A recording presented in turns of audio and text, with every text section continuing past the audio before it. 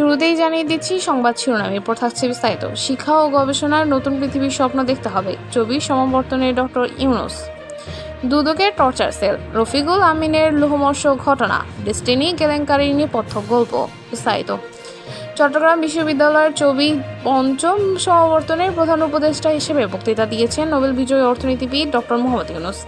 সেখানে তিনি বলেন, আমরা যেভাবে বিশ্ব গড়তে চাই সেভাবেই গড়ার ক্ষমতা আমাদের আছে, কিন্তু আমরা গদবাঁধা পথে হাঁটি, স্বপ্ন দেখি না। ডক্টর ইউনূস বলেন, শিক্ষা ও গবেষণার মূল লক্ষ্য হওয়া উচিত একটি নতুন পৃথিবী নির্মাণ।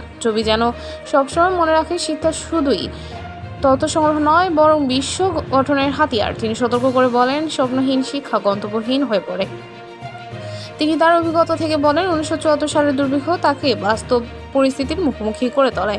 পাশের জোবরা গ্রামের মানুষদের জন্য ডিপ টিউবওয়েল বসানো থেকে শুরু করে শীতকালের চাষের ধারণা প্রতিষ্ঠা, নারীদের অর্থনৈতিকভাবে স্বাবলম্বী করে তোলার পথ ধরে জন্ম নেয় ক্ষুদ্র ঋণ কর্মসূচি এবং পরে গ্রামীণ ব্যাংক, যার পরিবর্তন এই বিশ্ববিদ্যালয়।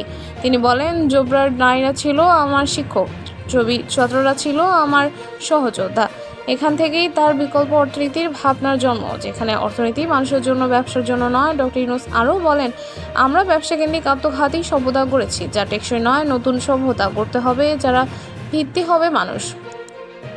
তিনি ছবিকে কৃতজ্ঞতা জানিয়ে বলেন, দুটি নোবেল পুরস্কার সূচনা হয়েছে এই বিশ্ববিদ্যালয় থেকে, একটি ব্যক্তি হিসেবে আমার, অন্যটি গ্রামীণ ব্যাংকের।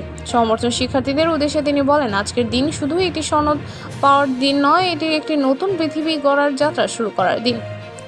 দুদকের টর্চার সেল, রফিকুল আমিনের লোহমর্ষ ঘটনা, ডেস্টিনি কেলেঙ্কারি নেপথ্য গল্প।